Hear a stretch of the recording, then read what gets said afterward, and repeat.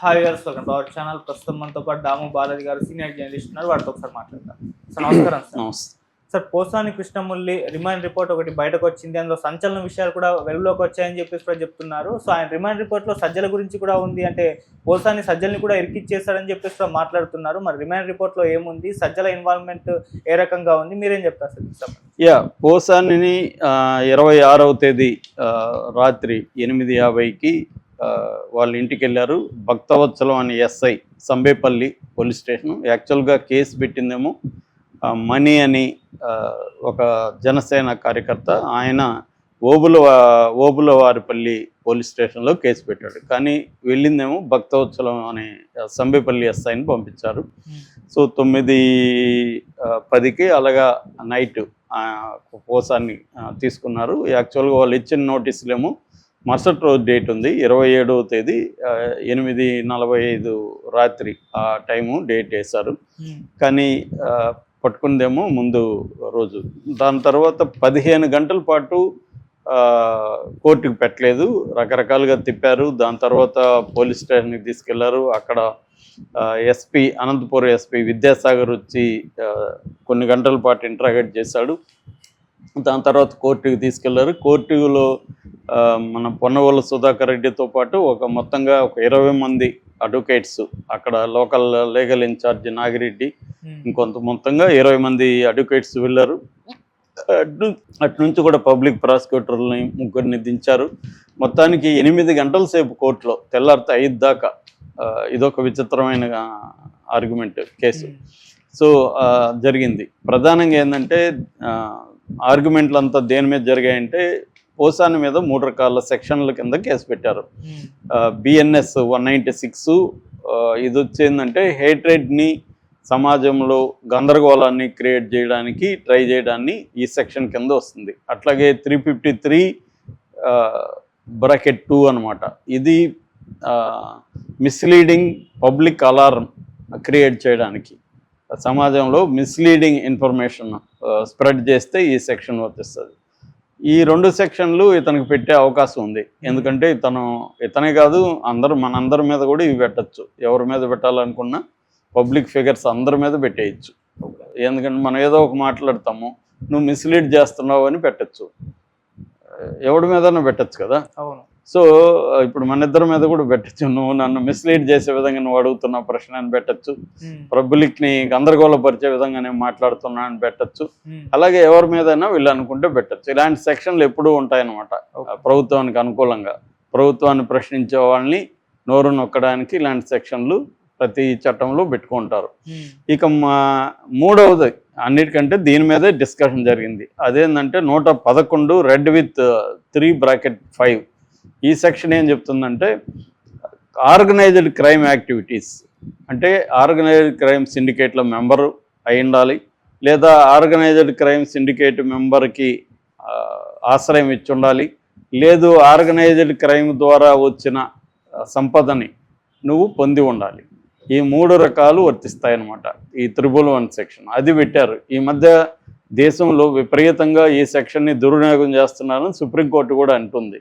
ఇక్కడ కూడా ఆంధ్రప్రదేశ్ హైకోర్టు కూడా తెలుగుదేశం కూటమి ప్రభుత్వం విపరీతంగా ఈ సెక్షన్ని దుర్వినియోగం చేస్తున్నారని చెప్పింది అనేక సార్లు. అయినా కూడా మళ్ళీ అదే పెడుతున్నా. నిజానికి ఇతను ఏ రకమైన ఆర్గనైజ్డ్ క్రైమ్లో లేడని తెలుసు మనకి. అతను ఒక పార్టీలో ఉన్నాడు, తర్వాత అక్కడ ఛాంబర్కి ప్రెసిడెంట్గా ఉన్నాడు. దాని తర్వాత అన్నిటికీ రిజైన్ చేసేసి రాజకీయాలు విరమించుకున్న, జీవితంలో ఇంక రాజకీయాలు వెళ్ళిపోయాడు. అతను మాట్లాడింది తప్ప ఒప్పు అనేది అది వేరే చర్చ. దానికి ఈ సెక్షన్కి సంబంధం లేదు. ఈ పైన 2 సెక్షన్లు అతనికి వర్తిస్తాయి. ఎందుకంటే అతను బూతులు మాట్లాడాడు, పవన్ కళ్యాణ్కి వ్యతిరేకంగా మాట్లాడాడు. అట్లాగే నంది అవార్డులు కమ్మ వాళ్ళకి ఎక్కువ ఇచ్చారనేది ప్రధాన అభియోగం. అందువల్ల సినిమా కులాల మధ్య చిచ్చు పెట్టే విధంగా మాట్లాడుతున్నాడు. ఇది ప్రతి రాజకీయ నాయకుడు మాట్లాడేది. ఇతనితో ప్రాబ్లం ఏంటంటే ఇతను చాలా ఒక్కొక్కసారి దారుణంగా కామెంట్స్ చేస్తాడు. మామూలుగా అయితే ముక్కుసూటు మనిషి అని ఇతని పేరు. సో కొండబద్దలు కొట్టినట్టు మాట్లాడడం, ఇవన్నీ ఎక్కువ చేస్తుంటాడు. ఇది అన్ని పార్టీల్లో ఉన్నారు. నిజానికి పోసాని కృష్ణమురళి లాంటి వాళ్ళు ఏ పార్టీలో లేరో నాకు చెప్తే నేను వింటాను. ప్రతి పార్టీలో ఉన్నారు. ఇక్కడ చూస్తున్నాం మనం ఎట్లా బూతులు తిట్టుకుంటారు తెలంగాణలో, అక్కడ అంతే. కాబట్టి ఇలాంటి వాళ్ళు అన్ని పార్టీల్లో ఉన్నారు, పెడితే అందరి మీద కేసులు పెట్టాలి. మొత్తానికి ఇది ఈ త్రిబుల్ మీద ఎక్కువసేపు జరిగింది. త్రిబుల్ పెట్టడం కరెక్ట్ కాదని జడ్జి కూడా ఒప్పుకున్నారు. అయినా కూడా జడ్జి దీనికి ఇచ్చేశారు రిమాండ్కి. నిజానికి 7 ఏళ్ళు శిక్ష 7 ఏళ్ళ కంటే తక్కువ శిక్ష పడే వాటిల్లో రిమాండ్కి ఇవ్వద్దు అనేది సుప్రీంకోర్టు ఆదేశాలు ఉన్నప్పటికీ కూడా ఇచ్చారని పొన్నవాళ్ళు మాట్లాడుతున్నాడు. అందుకని ఈ సెక్షన్ పెట్టారు. ఈ సెక్షన్ కింద మినిమం 3 ఏళ్ళు జైలు శిక్ష పడుతుంది, మ్యాక్సిమం లైఫ్ పడుతుంది. రెండోది ఇది non bailable, cognisable. Non bailable అంటే అందరికి తెలుసు, బెయిల్ రాదు. కాగ్నిజబుల్ అంటే కోర్టు వారెంట్ లేకుండా ఎవరినైనా అరెస్ట్ చేయొచ్చు, దాన్ని కాగ్నిజబుల్ అంటారు. ముందస్తు కోర్టు పర్మిషన్ అవసరం లేదు, నోటీసులు ఇవ్వాల్సిన అవసరం లేదు. మామూలుగా అయితే 41A కింద ఇంతకుముందు CRPC నోటీసులు ఇవ్వాలి. ఇప్పుడేమో BNSS భారతీయ నాగరిక సురక్షా సంహిత కింద 35 కింద నోటీసులు ఇవ్వాలి, 35(3) కింద నోటీసులు ఇవ్వాలి. అది ఇవ్వాల్సిన అవసరం లేకుండా ఈ సెక్షన్ పెట్టేస్తున్నారు. కోర్టు పర్మిషన్ లేదు, ఎప్పుడంటే అప్పుడు అరెస్ట్ చేసేయచ్చు అనమాట. అందుకని ఈ సెక్షన్ని దుర్వినియోగం చేస్తున్నారు. సో దీని మీద ఒక చర్చ జరుగుతుంటే ఇటుపక్క ఏదైనా అక్కడ రాజకీయమే కాబట్టి తెలుగుదేశం వాళ్ళు ఇతని వీడియోల్ని పంపు చేస్తున్నారు. ఇతను పవన్ కళ్యాణ్ని ఎట్లా పర్సనల్గా మాట్లాడారని దానికి సమాధానంగా వైసీపీ వాళ్ళు జనసేన బ్యాచ్ ఇతన్ని ఎలా అటాక్ చేశారు, ఇతను 3 రోజుల పాటు అజ్ఞాతంలోకి వెళ్లాల్సి వచ్చింది, ఇతని ఇంటి మీద దాడి చేశారు వాళ్ళు, ఇతని భార్యని వాళ్ళని బూతులు తిట్టారు, దానికి సమాధానంగానే ఇతను పవన్ కళ్యాణ్ మాట్లాడారనే డిఫెన్స్ వాళ్ళు మాట్లాడుతున్నారు.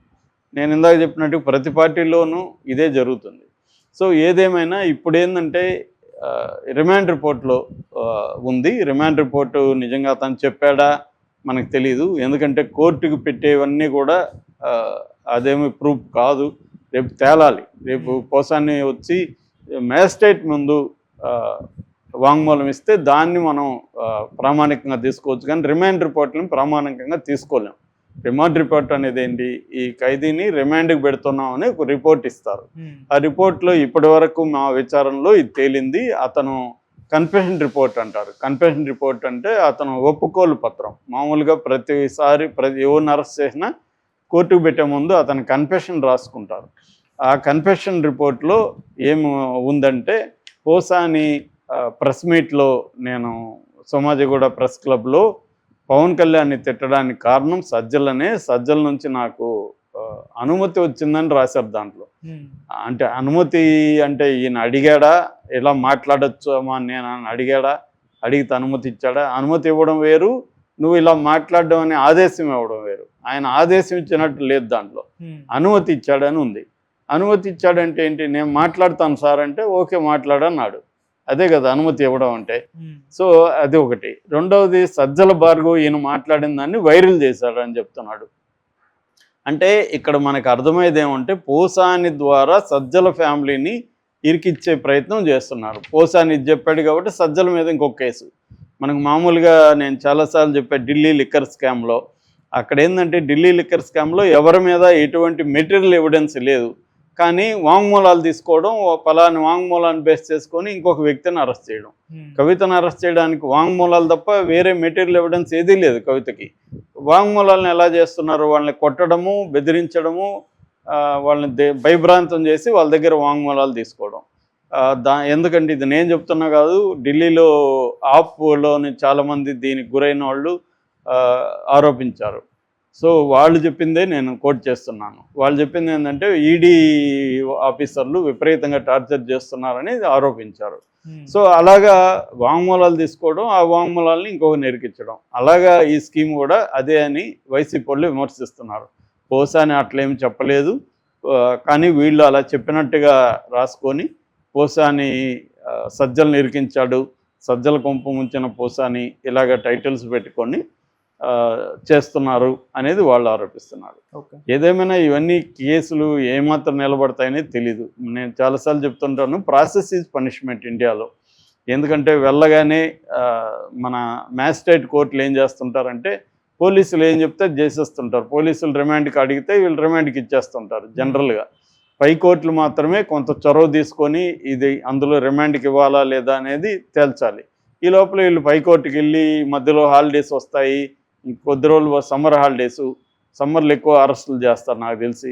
కోర్టులు పనిచేయవు, ప్రత్యేక కోర్టులు ఉంటాయి. ప్రత్యేక బెంచ్లు ఉన్నప్పుడు వాళ్ళు సరైన నిర్ణయాలు రెగ్యులర్గా ఉన్నట్టే తీసుకోరు. కాబట్టి ఇవన్నీ దృష్టిలో పెట్టుకొని టైమింగ్ ఇంపార్టెంట్, అరెస్టులకి టైమింగ్ ఈ టైంలో చేస్తారనమాట. సో అది జరుగుతుంది ఓవరాల్గా. అంటే తెలుగుదేశం కూటమి ప్రభుత్వం కక్ష తీర్చుకోవడానికి కావచ్చు, జీవి రెడ్డి రాజీనామా విషయంలో తెలుగుదేశానికి, చంద్రబాబు, లోకేష్లకి తీవ్ర వ్యతిరేకత విత్ ఇన్ ద పార్టీ వచ్చింది. దాన్ని డైవర్ట్ చేయడానికే పోసాని చేస్తున్నారనేది ప్రధాన ఆరోపణ. ఏదేమైనా నెక్స్ట్ సజ్జల టార్గెట్ చేయబోతున్నట్టుగా మనకి అర్థమవుతుంది. Okay sir, thank you so much.